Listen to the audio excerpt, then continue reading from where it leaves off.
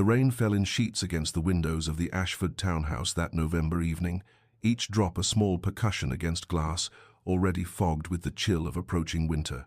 London lay beneath a blanket of grey that seemed to seep through stone and timber alike, settling into the bones of the city and all who dwelt within it. In the drawing-room of the once grand residence on Belgrave Square, Lady Eleanor Ashford sat with her embroidery untouched in her lap, watching the rivulets trace their erratic paths downward, each one a small surrender to gravity's inexorable pull.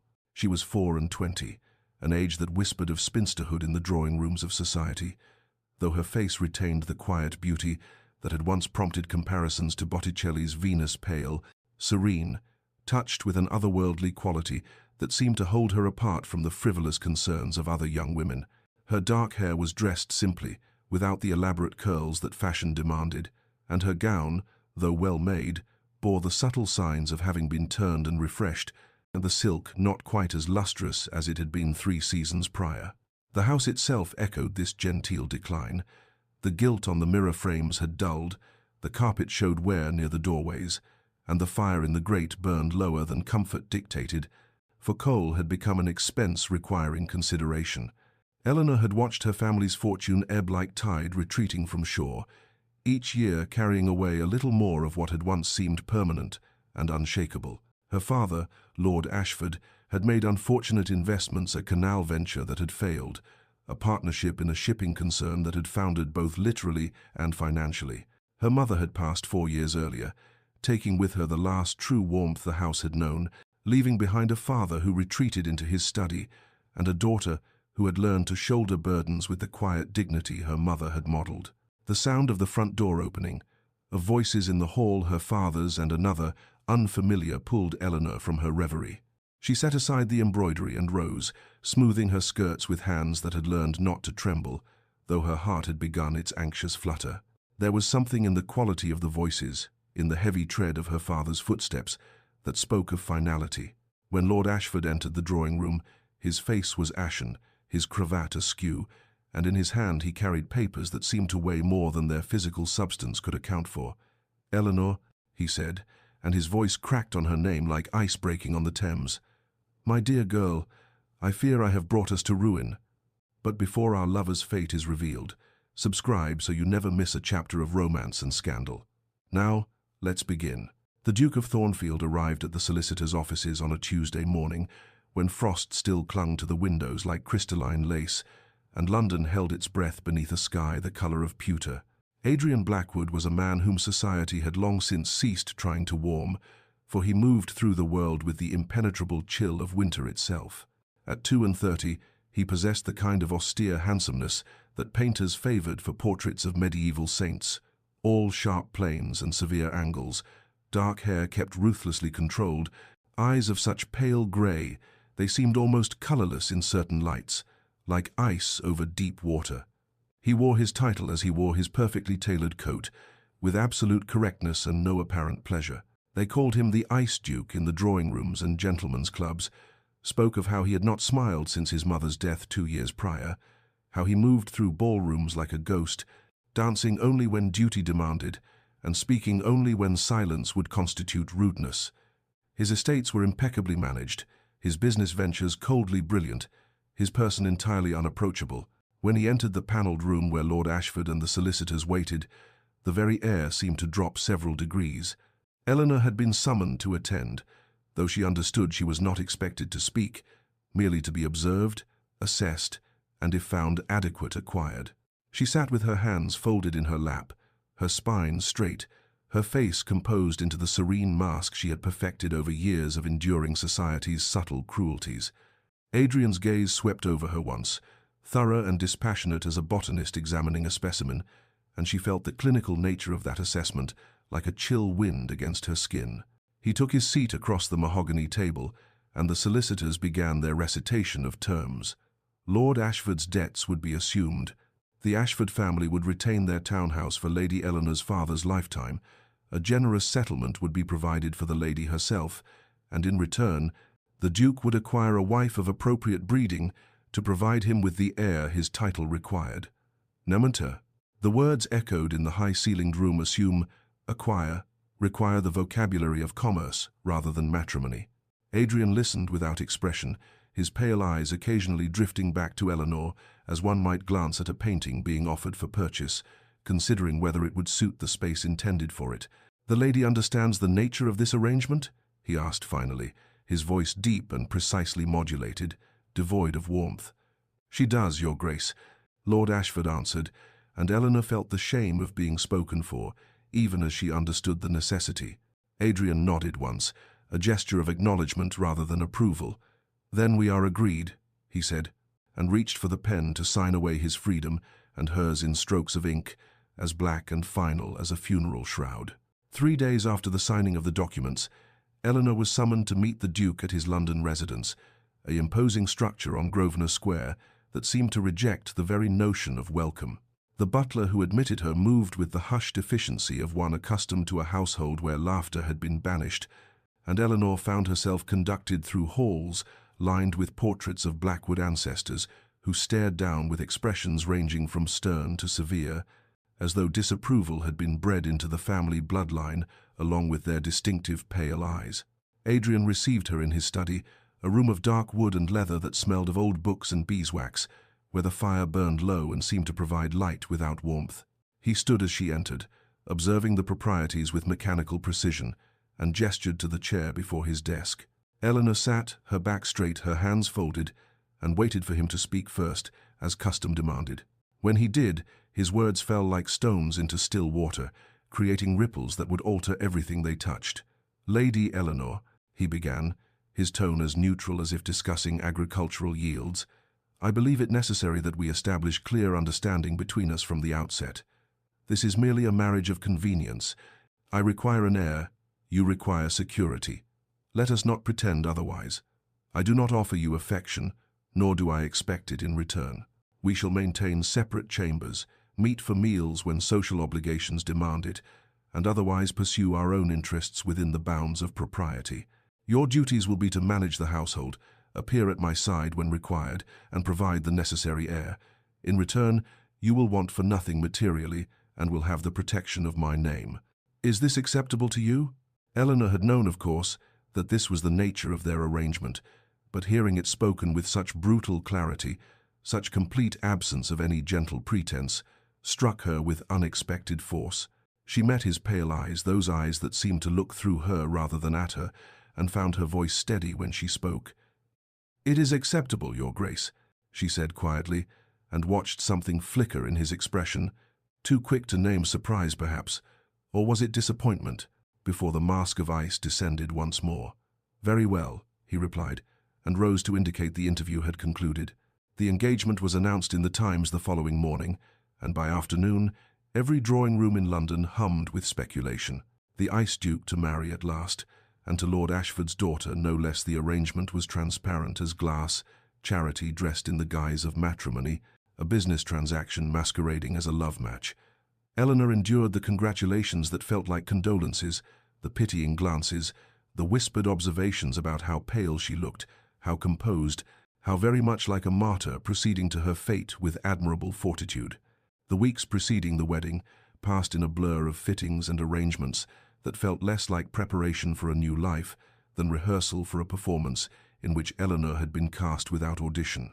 Her wedding gown was created in ivory silk, beautiful and austere, adorned with Brussels lace that had belonged to some distant Blackwood ancestor, as though even her attire must proclaim her assimilation into a family whose warmth had long since fled.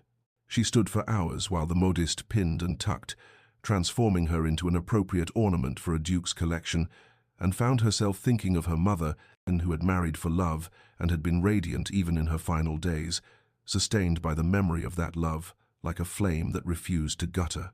Eleanor knew she would have no such sustenance. She was entering a mausoleum, not a marriage. It was during one of these preparatory visits to Thornfield House that she learned of the late Duchess. The housekeeper, Mrs. Hartwell, a woman whose kind eyes seemed incongruous in that cold household, had been showing Eleanor the rooms she would oversee, and had paused before a portrait in the long gallery.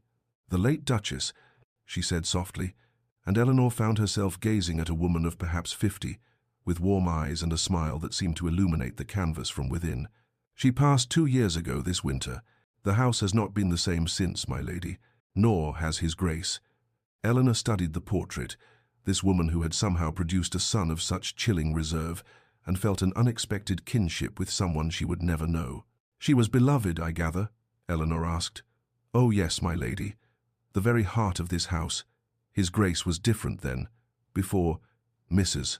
Hartwell caught herself, the practiced discretion of long service reasserting itself, but Eleanor had heard enough to understand that Adrian Blackwood had not always been ice. There were other glimpses, small fissures in the frozen facade that Eleanor collected like precious stones, though she dared not examine them too closely. The way Adrian's hand had trembled, barely perceptibly, when he placed the betrothal ring on her finger. The afternoon she had found him in the music room, standing motionless before the pianoforte, and had retreated before he noticed her presence, but not before she had seen the expression on his face, naked grief, that quickly shuttered when he sensed her approach. The wedding itself took place on a crystalline December morning, the church filled with flowers that seemed too vibrant for the solemnity of the occasion. Eleanor walked down the aisle on her father's arm, feeling as though she moved through a dream, and when she reached Adrian's side, she dared to look up at him. His face was impassive, carved from marble, but his eyes, those pale, cold eyes, held something she could not name, something that vanished the moment she tried to grasp it. They spoke their vows in voices that echoed in the vaulted space, and when Adrian placed the wedding band on her finger, his touch was brief and formal, the contact of a man handling something fragile and foreign. Thornfield Manor rose from the Yorkshire moors like a monument to endurance, its grey stone walls weathered by centuries of wind and rain, its many windows reflecting the winter sky with a coldness that matched the man who owned it. Eleanor arrived as the afternoon light was failing, the carriage wheels crunching over gravel that seemed to announce her intrusion into a place that had long since closed itself to joy. The house was larger than she had imagined, sprawling across the landscape with wings and additions that spoke of generations of Blackwoods, each leaving their mark in stone and timber. Adrian handed her down from the carriage with the same distant courtesy he had shown throughout their brief wedding breakfast, his touch impersonal, his face unreadable, and then he was striding ahead, leaving her to follow in his wake like a retainer rather than a wife. The servants assembled in the great hall, a vast space of vaulted ceilings and ancestral shields, and Eleanor was introduced to them one by one, their names and functions washing over her in a tide she struggled to retain. Mrs. Hartwell was there, having travelled ahead to prepare the household, and her kind smile was the only warmth Eleanor encountered in that cathedral of cold formality. Adrian excused himself almost immediately, citing estate business that required his attention, and Eleanor was left to be shown to her chambers by the housekeeper, aware that her husband had not even indicated where his own rooms were located, as if the question of proximity was irrelevant to their arrangement. Her apartments were beautiful in the way museums are beautiful, perfectly appointed, exquisitely furnished, utterly lifeless. The bedroom was done in shades of cream and pale blue, the sitting room lined with books she suspected no one had read in decades, and everywhere the sense that she was merely the latest temporary inhabitant of spaces that belonged fundamentally to the past. The following days established a pattern that Eleanor understood would define her existence at Thornfield. Adrian appeared at breakfast and dinner with clockwork regularity, conversed with perfect politeness about neutral subjects, and then disappeared into his study or out onto the estate, leaving her to occupy herself as best she could. She took to exploring the manor, walking its long corridors and investigating its many rooms, searching perhaps for some sign of life in this mausoleum, some indication that warmth had once existed here. It was during one such exploration, 3 weeks into her marriage, that Eleanor discovered the locked door. It was located in the west wing, at the end of a corridor lined with family portraits, and unlike every other door she had tried, this one resisted her touch. The handle turned, but the door itself held fast, and when she knelt to peer through the keyhole, she saw only darkness and the suggestion of dust motes dancing in whatever light penetrated the shuttered windows beyond.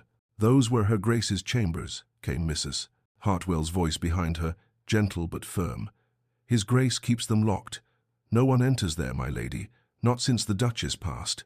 The weeks accumulated like snow on the moors, each one adding another layer of cold familiarity to Eleanor's existence at Thornfield. She learned the rhythm of Adrian's life as one learns the ticking of a clock constant, predictable, emotionless. He rose before dawn and rode across the estate regardless of weather, returning for breakfast at precisely 8 o'clock, his dark hair damp from exertion or rain, his face still closed as a shuttered house. They ate in silence, broken only by the clink of silver against porcelain, or by Adrian's occasional observations about estate matters, delivered in tones so neutral they could have been discussing the weather rather than the lives and livelihoods of the people who depended upon him. Eleanor responded with equal formality, and the distance between them at opposite ends of the dining table seemed to stretch far beyond the physical feat of polished mahogany. Dinner was much the same, though by then Adrian had often spent hours in his study, emerging only when duty demanded, and Eleanor had learned to fill her days with inspections of the household, correspondence with her father, and long walks through rooms that echoed with her solitary footsteps. Yet despite the glacial remoteness of her husband, Eleanor found herself noticing small details that seemed to contradict the narrative society had written about the Ice Duke. She observed the way he spoke to the servants, not with the casual dismissiveness of most aristocrats, but with a consideration that bordered on gentleness. When young Thomas, the footman, had broken a valuable vase, trembling with terror at what punishment might descend, Adrian had merely asked if he was injured and instructed that the shards be cleared carefully to prevent further accident. She watched from the stairs as he spoke with Mrs. Hartwell about the illness of a tenant farmer's child, saw him write something quickly on a slip of paper, authorization for the doctor, she learned later, with instructions that all expenses be sent to him personally.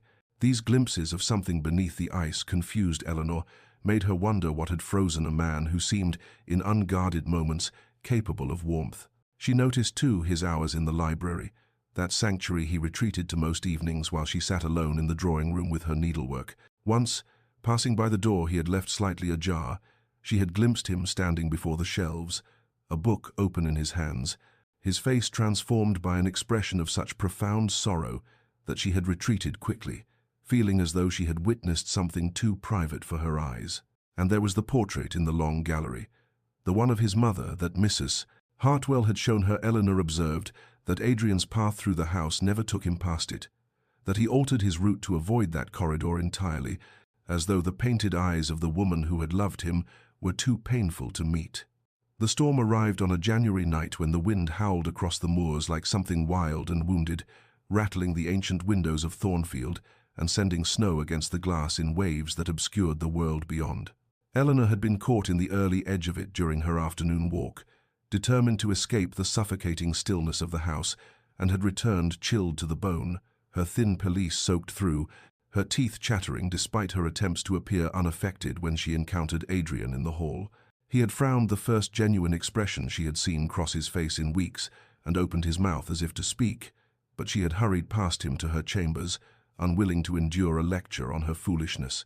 By evening, fever had taken hold with the swift brutality of winter itself, and Eleanor found herself lost in a landscape of heat and cold that made no sense, where the bedclothes were simultaneously suffocating and inadequate, where voices came from very far away, and her mother's face appeared in the shadows, smiling with that gentle sadness she had worn in her final days.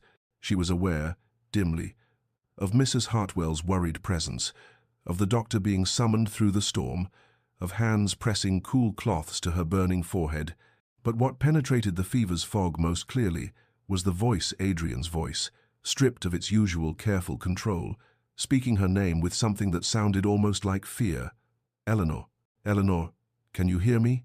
When she managed to open her eyes, she found him sitting beside her bed, his cravat discarded, his shirt sleeves rolled back, his face haggard in the candlelight. It seemed impossible, this vision of the Ice Duke unmade, and she wondered if the fever had conjured him from her imagination. But his hand on her forehead was real, cool and gentle, and when he lifted a glass of water to her lips, supporting her head with unexpected tenderness, she knew he was no hallucination. "You must drink," he said softly, and there was something in his voice she had never heard before, not the neutral politeness of their dinners, but genuine concern, even tenderness. Through the 3 days that the fever raged, Adrian remained. She would surface occasionally from the delirium to find him there, always there, reading aloud in that deep voice from books she could not focus on but found soothing nonetheless. or simply sitting in watchful silence, his presence an anchor in the storm of her illness. He bathed her face and hands when the fever spiked, measured out the doctor's prescribed draughts with meticulous care, and once, when she cried out in the grip of some nightmare, she felt his hand close around hers, warm and steady and unutterably real. When the fever finally broke, and Eleanor woke to clear thoughts and winter sunlight streaming through gaps in the curtains, Adrian was asleep in the chair beside her bed, his dark head bowed, exhaustion written in every line of his body. She watched him for a long moment, this man who had nursed her with such devotion, and felt something shift in her chest, some barrier beginning to crack.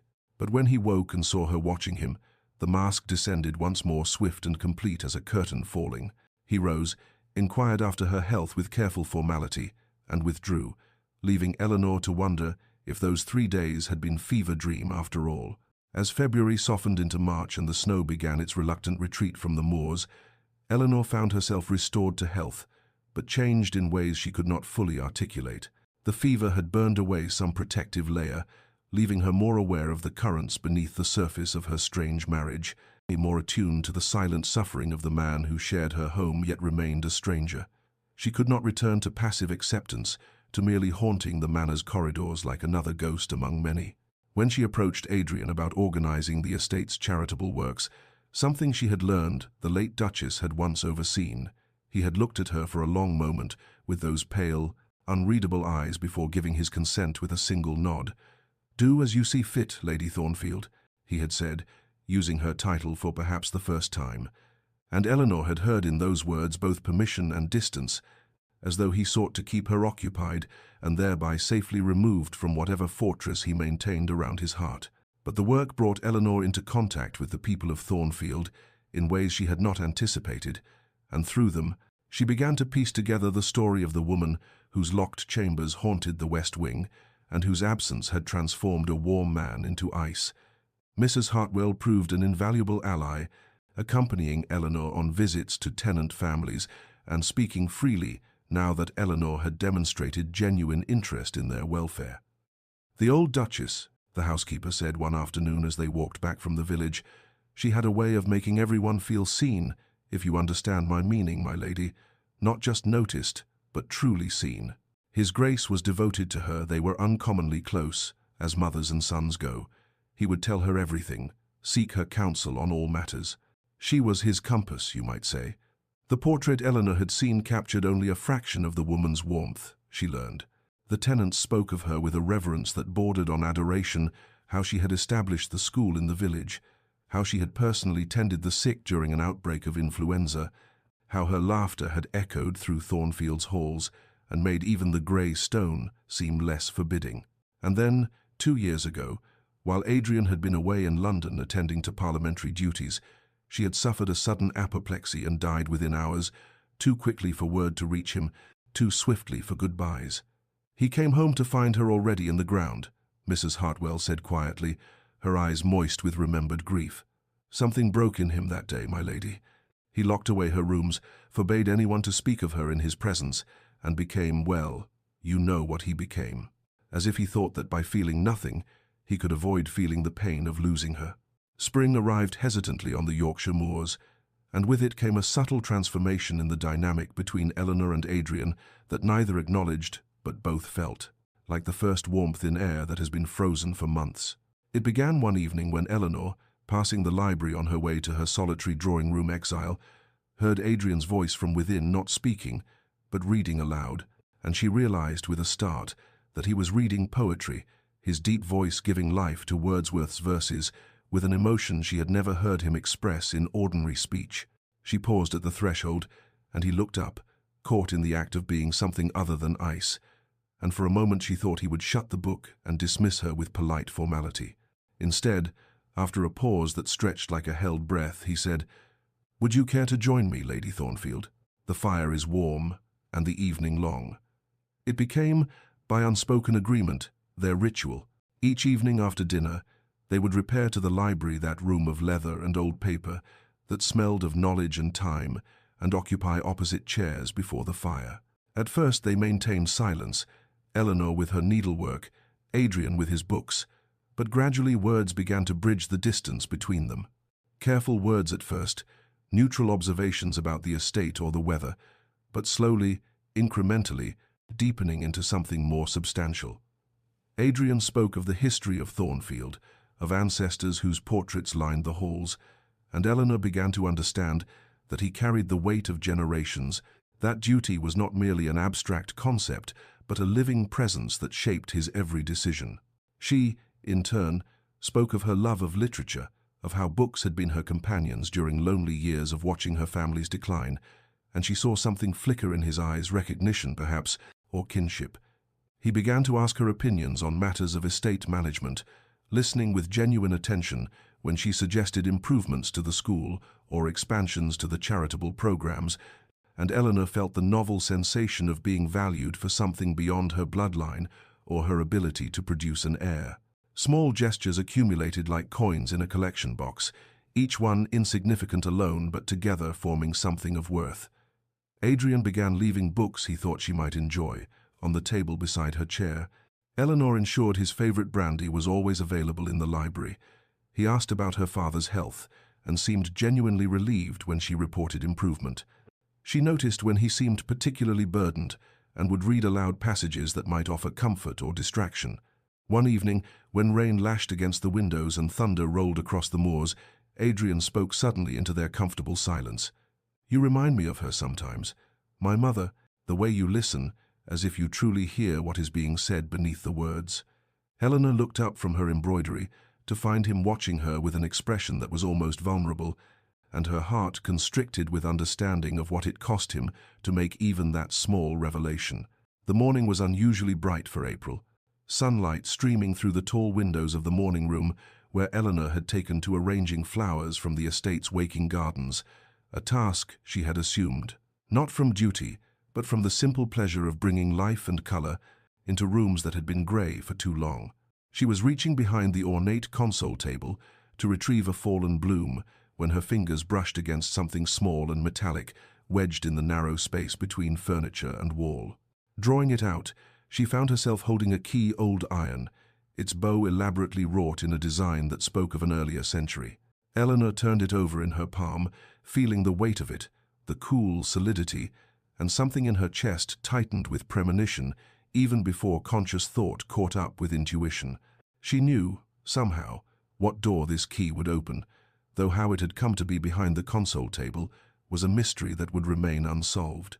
Perhaps a servant had dropped it years ago during cleaning, and it had been forgotten, or perhaps, and this thought sent a chill through her, the late Duchess herself had hidden it there, a secret kept even from her son. Eleanor stood motionless for a long moment, the key growing warm in her closed fist, while her mind waged a war between curiosity and conscience. The locked chambers in the West Wing had haunted her thoughts since her arrival at Thornfield. That forbidden space that represented everything, Adrian kept sealed away his grief, his past, and the man he had been before sorrow transformed him. To enter those rooms would be a violation, a breach of trust in a marriage that was only beginning to tentatively build something resembling trust. Yet Eleanor could not deny the pull she felt toward understanding, toward knowing the woman whose absence shaped everything at Thornfield, whose memory stood between Eleanor and any hope of reaching her husband's frozen heart. She told herself it was merely curiosity, but she knew it was more than that. It was the desperate need of a woman who had fallen, slowly and against all wisdom, in love with her husband, to understand what held him captive in the past. That afternoon, when Adrian had ridden out to inspect the northern fields, and the servants were occupied with their duties, Eleanor found herself standing before the locked door once more, the key trembling slightly in her hand. The corridor was silent, dust motes dancing in the shaft of sunlight that fell from the high window, and Eleanor could hear only the sound of her own breathing and the distant tick of the long case clock at the corridor's end. She fitted the key to the lock, felt it slide home with a click that seemed to echo through the house like a gunshot. The mechanism turned smoothly despite years of disuse, and the door swung inward with a whisper of displaced air, revealing darkness and the ghost scent of lavender and old roses. The room exhaled its secrets as Eleanor stepped across the threshold, and she found herself in a space frozen in time, preserved like an insect in amber, untouched by the 2 years that had passed since its occupant's death. Heavy curtains blocked most of the light, but what filtered through fell on furniture draped in Holland covers, on surfaces thick with dust that spoke of strict orders obeyed. No one had entered here to clean, to disturb, to acknowledge the relentless passage of time that waited for no one, not even a beloved duchess. Eleanor moved slowly through the sitting room, her heart hammering against her ribs with the twin sensations of transgression and discovery, each step a small violation and a small revelation. She drew back one of the curtains, letting spring light flood in, and the room seemed to wake reluctantly from its long sleep. The furnishings were elegant but comfortable, chosen for use rather than display a chaise covered in faded rose damask, bookshelves lined with volumes that showed signs of having been read and cherished, a writing desk positioned to catch the morning light. Everywhere Eleanor looked, she saw evidence of the woman who had inhabited this space, a shawl still draped over the back of a chair, as if its owner had just stepped out and might return at any moment, a half-finished piece of embroidery in a basket beside the hearth, letters stacked neatly on the mantelpiece, their seals unbroken, awaiting a reader who would never come. There was an intimacy to these abandoned objects that made Eleanor feel like an intruder at a shrine, yet she could not turn back, not now, not when she was so close to understanding. The writing desk drew her like a lodestone, and Eleanor found herself standing before it, looking down at its ordered surface, the dried inkwell, the scattered quills, the blotter still marked with backward impressions of words written long ago. And there, stacked with careful precision, were the diaries. 5 volumes bound in dark leather, each spine marked with dates in gold leaf that spanned more than 15 years of a woman's life, thoughts, and observations. Eleanor's hands trembled as she reached for the topmost volume, the most recent, and opened it to find pages covered in elegant script that slanted slightly to the right, the handwriting of someone who had written with both speed and grace.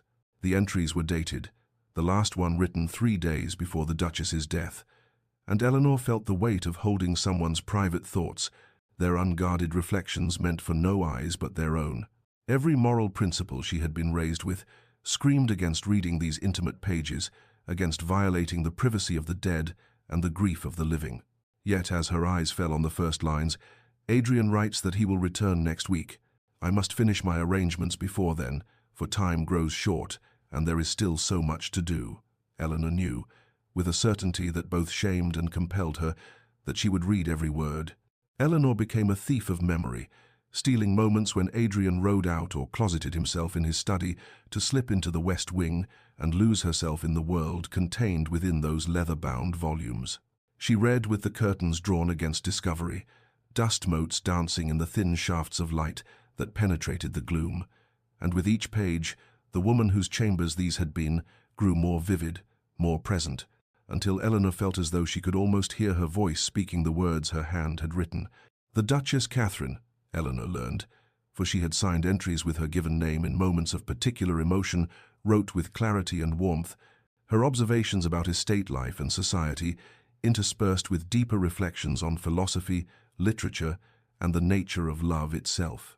But it was the passages about Adrian that transformed Eleanor's understanding entirely, that revealed beneath the ice a man she had never known existed. Adrian returned from Oxford today. Read an entry from 15 years prior, and the house seems to burst with his energy and laughter. He has grown so tall, so handsome, yet retains that openness of heart that makes him beloved by all who know him. We spoke for hours in the library about his studies, his dreams of improving the estate and the lives of our tenants, his hope of finding a love match as his father and I did. He is all warmth and passion, my beautiful boy, and I pray he never loses that capacity for joy.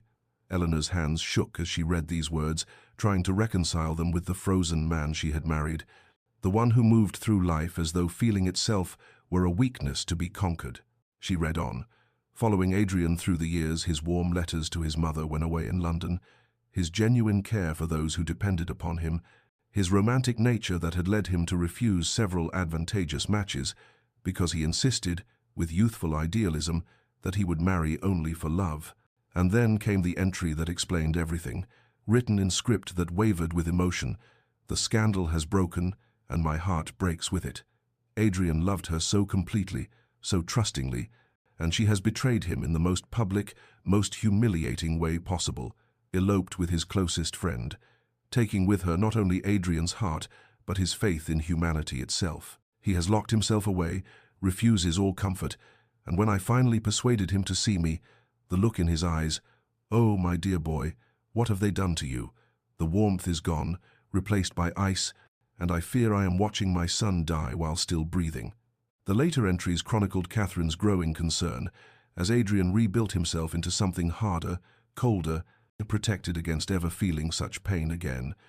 But it was the final volume that made Eleanor's breath catch, for here the Duchess's tone shifted to something almost conspiratorial, urgent with purpose. "I must ensure Adrian finds love again before I am gone, for I feel time shortening," she had written 6 months before her death. "The plan is in motion, dear Margaret's daughter. Yes, that is the answer."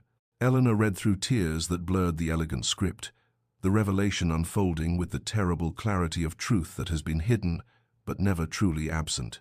The late Duchess had known Eleanor's mother not casually, but deeply, intimately, as the closest of friends from their youth before marriage had taken them to different estates and different lives.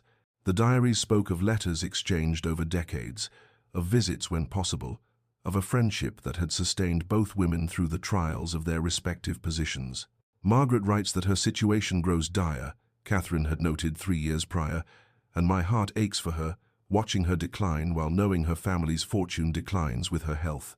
She worries constantly for Eleanor, that beautiful, intelligent girl who deserves so much more than the diminished circumstances she will inherit. I have promised Margaret I will watch over Eleanor should the worst occur, though I pray daily it does not. But Margaret Ashford had died, and Catherine had kept her promise in ways Eleanor was only now beginning to comprehend. The entries grew more specific, more purposeful, as Catherine's own health began to fail. The doctors speak in careful euphemisms, but I understand what they do not say. "I have perhaps a year, perhaps less. I must work quickly." Adrian needs someone who can reach past his defenses, someone with the patience and intelligence to see the man beneath the ice. Eleanor is that person. I know it, with the same certainty I knew when I first held Adrian as an infant, that he was destined for great love.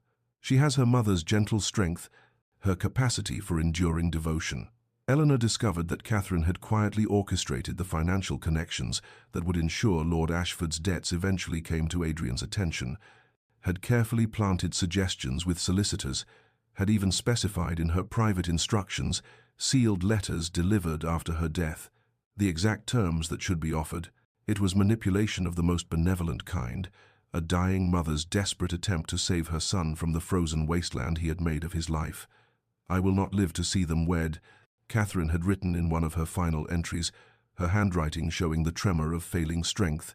"But I trust in what I know of Eleanor's character and what I remember of Adrian's heart beneath the armor he has built.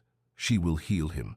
She has the patience to wait for spring, the courage to endure winter, and the wisdom to recognize that the coldest ice melts into the purest water. I leave them to each other with my blessing and my hope. Let this be my final gift to the son I love more than life, a woman worthy of his true heart and the chance to feel again." Eleanor sat motionless in the quiet room, the diary open in her lap, and felt the weight of a dead woman's love pressing down upon her like a benediction and a burden both. The days that followed Eleanor's discovery were a peculiar torment, for she moved through her life at Thornfield, carrying knowledge that transformed everything yet changed nothing in the visible world. She sat across from Adrian at meals, watched him retreat behind his carefully maintained walls, listened to his polite observations about estate matters, and all the while her heart screamed with the truth. She could not speak that his mother had loved him enough to reach beyond death, that Eleanor herself was not merely the recipient of charity, but the object of a dying woman's hope, that the marriage she had entered with resignation was in fact a benediction carefully planned by hands now cold in the grave. Her feelings, which she had tried so desperately to keep contained within the bounds of wifely duty, grew wild and ungovernable now that she understood what lay beneath Adrian's ice. She looked at him and saw not the cold duke, but the warm young man he had been, the one betrayed and broken, the one who had loved so completely that the loss of that love had nearly destroyed him. She wanted to tell him that she knew, that she understood, that she would wait as long as necessary for him to feel safe enough to love again. But the knowledge had been stolen, obtained through violation of his grief, and Eleanor carried the guilt of that transgression like a stone in her chest. She returned to the chambers again and again, unable to stop herself, reading passages she had already memorized, searching Catherine's words for guidance on how to reach a man who had barricaded his heart against all invasion. It was during one such visit, on an afternoon when she had believed Adrian safely occupied with his steward reviewing accounts, that Eleanor heard footsteps in the corridor outside, footsteps she recognized with the intimate knowledge of one who has learned to chart another's movements, like a navigator reading stars. She froze, the diary still open in her hands, and watched with horror as the door swung wide, and Adrian stood framed in the threshold, his face transforming from surprise to confusion to terrible, dawning comprehension. He looked from her to the room around them, the curtains she had drawn back, the dust she had disturbed, the evidence of repeated intrusion, and then his eyes fell upon the diary in her lap, and Eleanor watched the color drain from his face as though she had struck him. "What have you done?" he whispered, and the words were not a question but an accusation, raw with betrayal. "Adrian, please, I can explain," Eleanor began, rising. The diary clutched against her chest like a shield that could not possibly protect her. But he was already moving forward, his face contorted with an anguish that shattered the mask of ice completely, revealing the wounded man beneath, and Eleanor understood that she was witnessing the very thing he had spent 2 years ensuring no one would ever see again. Adrian Blackwood feeling everything at once. "You had no right." Adrian's voice shattered the stillness like glass breaking, and Eleanor saw his hands trembling at his sides, clenched into fists, as though he fought against the impulse to tear the diary from her grasp, or perhaps to simply flee from this room and the memories it contained. This was hers, her private thoughts, her sanctuary, and you. His voice broke, and he turned away from her, his shoulders rigid with the effort of containing emotion that threatened to overwhelm him. "How dare you violate what I have kept sacred? How dare you trespass in the one place I asked to remain inviolate?" Eleanor felt tears streaming down her face, but she did not move toward him, understanding that he was like a wounded animal, dangerous in his pain, and needing space to rage before he could hear reason. "I know I had no right," she said quietly, her voice steady despite her tears. "I know it was wrong, and I cannot ask your forgiveness for the violation. But Adrian, please, please listen to what she wrote. She wanted this. She wanted us." He spun to face her, his pale eyes blazing with anguish and anger both. "You know nothing. Nothing of what I have lost, what I have become.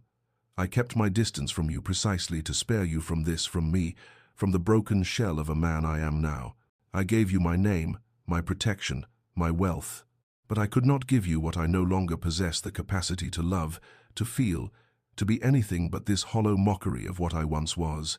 And now you have stolen even my right to that distance, invaded the last refuge where I could remember when I was whole." The words poured from him like blood from a wound too long festering, and Eleanor understood that she was witnessing the dam breaking, the ice finally cracking under the pressure of 2 years' accumulated grief.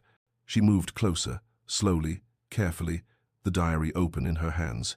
"You are not broken," she said with a conviction that rang through the dusty air.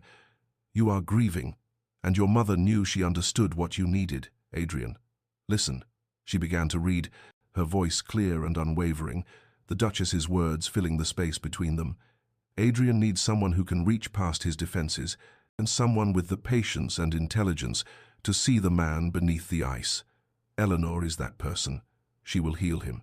She has the patience to wait for spring, the courage to endure winter, and the wisdom to recognize that the coldest ice melts into the purest water."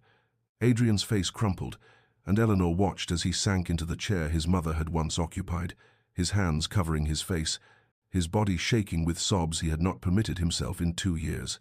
"She left me," he choked out between gasping breaths. "She left me alone, and I could not, I cannot." Eleanor knelt before him, setting the diary aside, and took his hands in hers. "I was not here," Adrian said, his voice muffled against his hands, each word torn from somewhere deep within him. "She died alone because I was in London, attending pointless parliamentary sessions, concerning myself with matters of state while she, he looked up at Eleanor, his face ravaged by tears and guilt, and she saw in his pale eyes the terrible burden he had carried. The letter arrived too late. By the time I reached Thornfield, she was already buried. I never said goodbye. I never told her one final time that I loved her.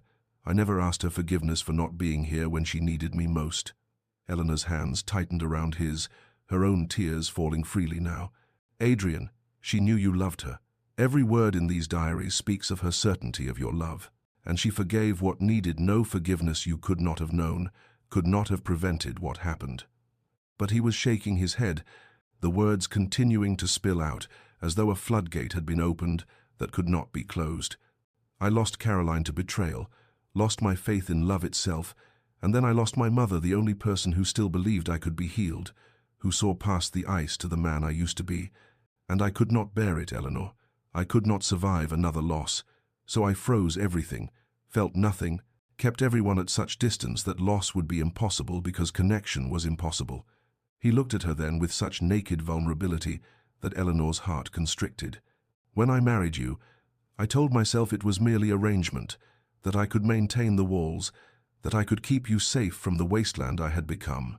But you, his voice broke again, you with your quiet patience, your gentle persistence, the way you listen as though you truly hear, the way you brought life back into these halls without demanding anything in return.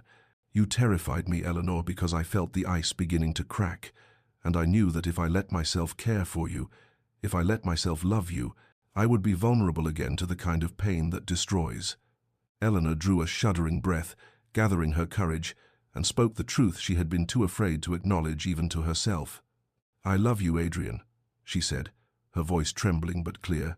I have been falling in love with you since that night you sat beside my sickbed, perhaps even before then. I love the man you are now, scarred and guarded and trying so desperately to protect himself from further pain. And I love the man you were, the one your mother wrote about with such joy and pride. I love you knowing that love means risking loss, means making myself vulnerable to the kind of grief you have endured.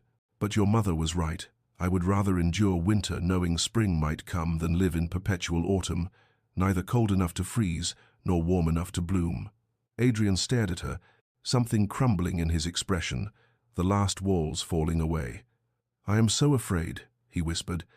I know, Eleanor said simply, and drew him into her arms, felt him collapse against her with the surrender of a man who has fought too long and can fight no more. They held each other on the floor of his mother's chambers, surrounded by her preserved belongings and the diaries that had revealed her final act of love, and wept together for losses endured and futures almost abandoned. When they finally emerged, the afternoon light had shifted, and Eleanor understood that something fundamental had altered in the architecture of their marriage. Walls had fallen that could never be rebuilt, and in their place stood the terrifying, exhilarating possibility of genuine connection. The transformation did not happen all at once, for Adrian had spent 2 years building his fortifications, and dismantling them required patience and courage from them both. But slowly, like winter yielding to spring's persistent warmth, he began to thaw. He sought her out now, not from duty but from desire for her company, appearing in the morning room where she arranged flowers, or the library where she read, simply sitting near her as though her presence alone provided comfort. They talked in ways they had never talked before, not the careful, neutral exchanges of their early marriage, but genuine conversations about hopes and fears, about memories that brought both pain and joy, about the future they might build together if they were brave enough to try. It was Adrian who suggested they write to each other, a practice his mother had mentioned in her diaries as something she and Eleanor's mother had done during the long periods between visits. I find, he said with a vulnerability that still cost him visible effort, that I can sometimes express in writing what my tongue refuses to speak aloud. And so began an exchange of letters, left on pillows or tucked into books, missives that ranged from brief notes expressing simple affections to longer reflections on the complex emotions they navigated. Eleanor treasured each one, kept them in a box lined with silk, and wrote her own responses with care, letting her pen reveal the depths of feeling she had been forced to hide for so long. Spring arrived in earnest, transforming the moors from grey desolation to green abundance, and Eleanor could not help but see their own transformation reflected in nature's renewal. Adrian smiled now tentatively at first, as though the expression felt foreign on his face, but with increasing frequency, as joy became less frightening. He reached for her hand during their evening walks, held it as though it were something precious and fragile. He kissed her forehead in passing, her cheek when they parted for the night, And finally, one evening in the library where their friendship had first begun to grow, he kissed her lips with a tenderness that spoke of reverence and longing both. On a morning in late May, when the gardens bloomed with almost reckless abundance, they walked together to the small chapel on the estate grounds where generations of Blackwoods had wed and been laid to rest. Summer arrived like a benediction upon Thornfield, and Eleanor could scarcely recognize the estate she had first entered 8 months prior as a bride resigned to cold arrangement. The house itself seemed transformed, as though Adrian's returning warmth had literally heated the ancient stones. Laughter echoed in corridors that had known only silence. Windows stood open to admit light and air, and the servants moved with an ease that spoke of joy restored to a household that had mourned too long. Adrian was not the unguarded young man his mother's diaries had described, for grief had changed him in ways that could not be undone, but he had become something perhaps more valuable, a man who understood the fragility of love and therefore cherished it with conscious intention, who had learned through loss to appreciate each moment of connection as the precious gift it was. He smiled freely now, his pale eyes warm when they found Eleanor across a room, and he spoke of his feelings with an eloquence that suggested he was making up for 2 years of enforced silence. They worked together on the estate in ways that transcended the mere management of property, becoming true partners in the literal and metaphorical sense. Adrian sought Eleanor's counsel on all decisions, valuing her insights on tenant welfare and educational improvements, and Eleanor found herself flourishing in the role she had once thought would be mere performance.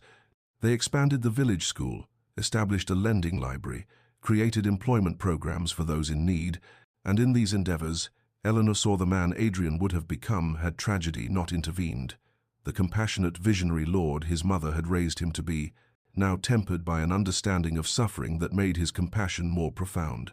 Their evenings in the library became sacred time, hours spent in conversation or comfortable silence, reading aloud to each other, or simply being together in the way that lovers can be, finding completion in proximity.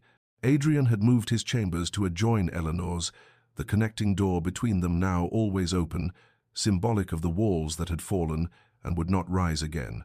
They spoke of the future now without the tentative hesitation that had marked their earlier attempts at connection children they hoped for, improvements they would make to Thornfield, travels they might undertake, and the long life they would build together.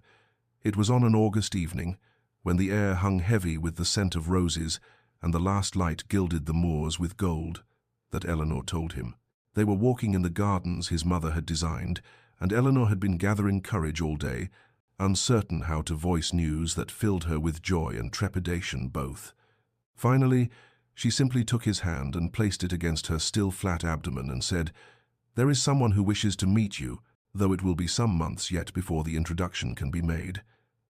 Adrian had gone very still, his expressions cycling through surprise, wonder, and finally a joy so profound it seemed to illuminate him from within.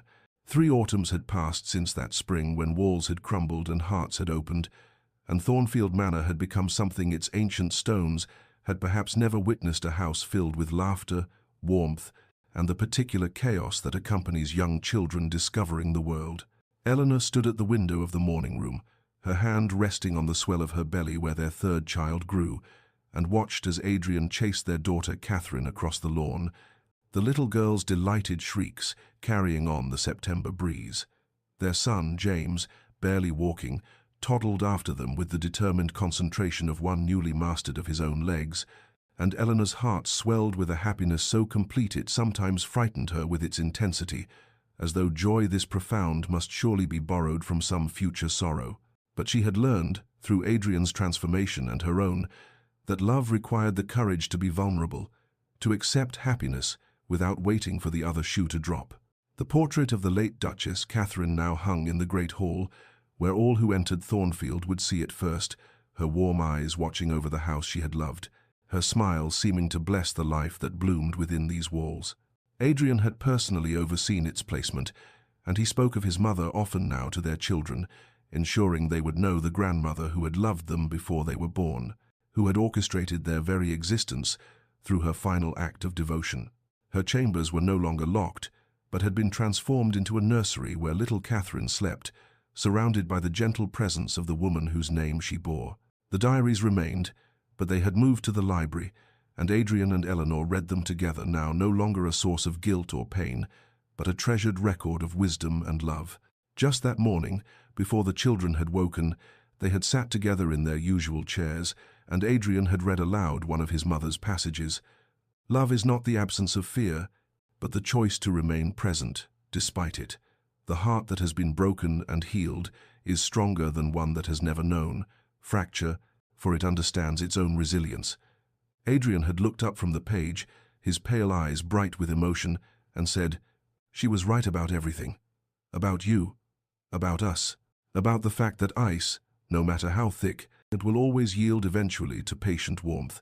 Eleanor had smiled and taken his hand, this man who had been ice and had become fire, who had been broken and had become whole, who had closed his heart and had learned to open it again. They had built something rare and precious from the ashes of his grief and her resignation, a marriage that was not merely arrangement, but true partnership, not merely duty, but genuine devotion. The evening settled over Thornfield with the gentleness of a benediction, the September sky painted in shades of rose and gold that seemed to promise the world would always be this beautiful, this peaceful, this perfectly complete. Adrian sat in the library with Catherine on his lap, reading to her from the same volume of fairy tales his mother had once read to him, while James played at his feet with wooden blocks, constructing towers that defied architecture and gravity both. Eleanor entered carrying tea, her movements slower now with the weight she carried, and Adrian looked up at her with an expression that still, after 3 years, made her breath catch pure love, unguarded and unafraid, the look of a man who had found his way home after long wandering in the cold. She settled beside him, and Catherine immediately climbed into her lap as well, wedging herself between her parents with the confident possessiveness of a child who has never known anything but love. They sat together as the light faded and the first stars appeared, a family complete and whole, living in the house that had once been a mausoleum but had become a home, and Eleanor thought of the woman whose portrait smiled down from the great hall, whose diaries had shown the way, whose love had reached beyond death to heal her broken son and give him the future he had thought forever lost. Dear listener, perhaps you have learned by now that love arrives not always as we expect it, dressed in the romantic flourishes of novels and poetry, but sometimes as arrangement, as convenience, as cold transaction between families managing decline and duty.